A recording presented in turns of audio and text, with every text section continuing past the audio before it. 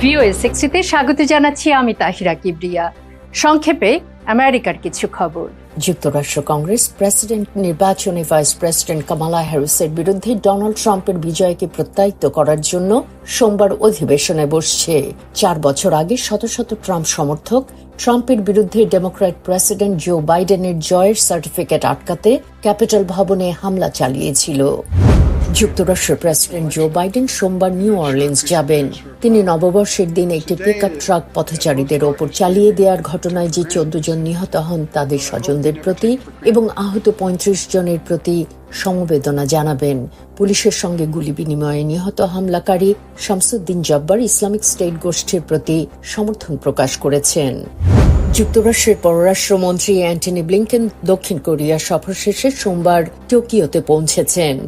দক্ষিণ কোরিয়ায় তিনি ভারপ্রাপ্ত নেতা চoi sang-mokের সঙ্গে সাক্ষাৎ করেন।